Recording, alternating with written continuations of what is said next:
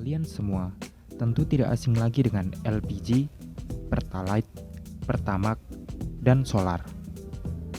Zat-zat tersebut merupakan produk yang dihasilkan dari minyak bumi.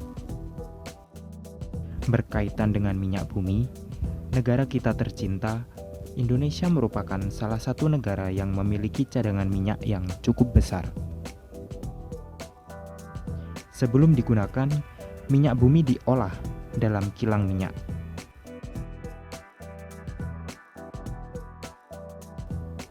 Sehingga diperoleh berbagai produk yang berguna, seperti bahan bakar untuk menggerakkan kendaraan bermotor.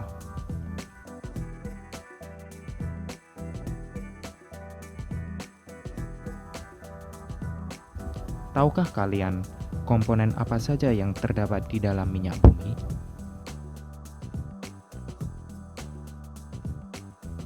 Untuk mengetahui jawabannya, kali ini kita akan belajar tentang senyawa hidrokarbon dan minyak bumi. 1. Senyawa karbon. Pada mulanya, senyawa karbon disebut senyawa organik karena senyawa tersebut hanya diperoleh dari makhluk hidup. Namun, setelah diketahui bahwa senyawa karbon juga dapat dibuat dari bahan anorganik, selanjutnya senyawa karbon digolongkan menjadi senyawa karbon organik dan senyawa karbon anorganik. Contoh senyawa karbon organik adalah karbohidrat, lemak, dan protein. Sedangkan contoh senyawa karbon anorganik adalah berbagai macam plastik, karet, dan nilon.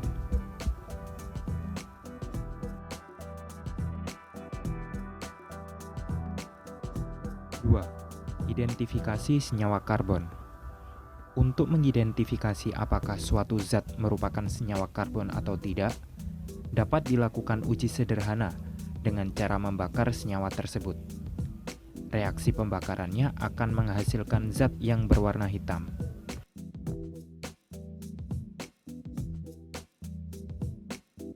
Zat berwarna hitam tersebut adalah arang.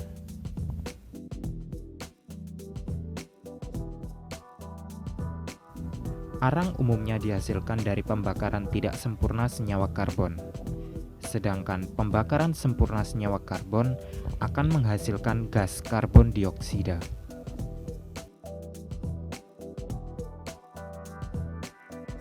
3. Kekhasan atom karbon. Sifat khas atom karbon yang pertama, atom karbon relatif kecil. Terletak pada periodik kedua, sehingga atom karbon hanya mempunyai 2 kulit atom. Dan jari-jari atom karbon relatif kecil.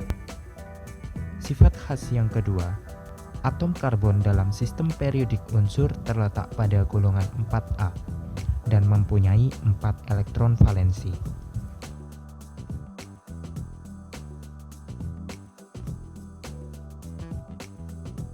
Karena atom karbon memiliki 4 elektron valensi, maka atom karbon harus berikatan dengan 4 atom karbon lain atau 4 atom lain agar susunan elektronnya stabil.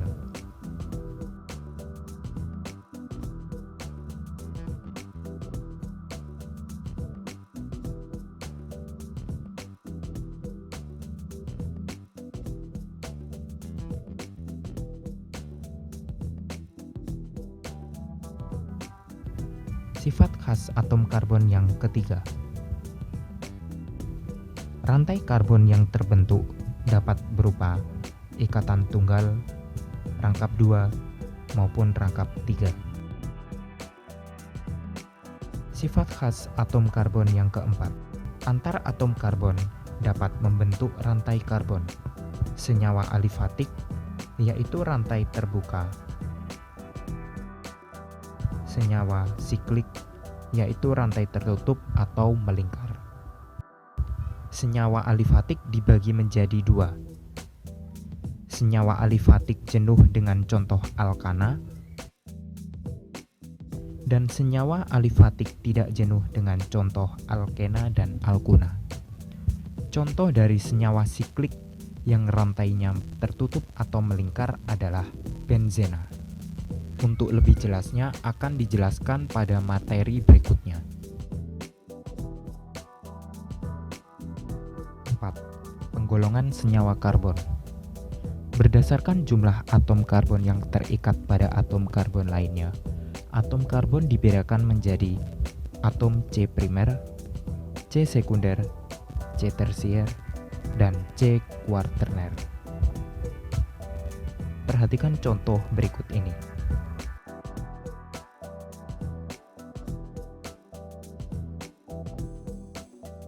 Atom C primer yaitu atom C yang mengikat satu atom C lain.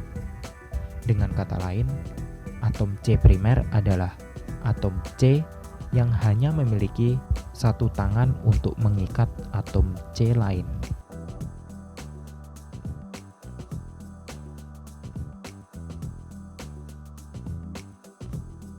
Atom C sekunder yaitu atom C yang mengikat dua atom C lain.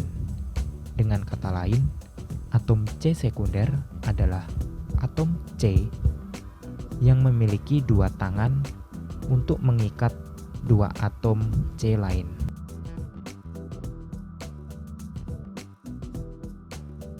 Atom C tersier yaitu atom C yang mengikat tiga atom C lain. Dengan kata lain, atom C tersier adalah atom C yang memiliki tiga tangan untuk mengikat tiga atom C lain. Atom C kuarterner yaitu atom C yang mengikat empat atom C lain.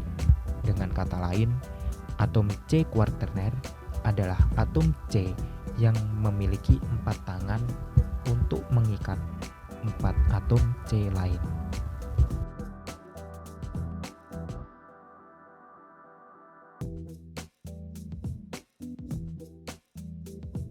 Perhatikan contoh berikut ini.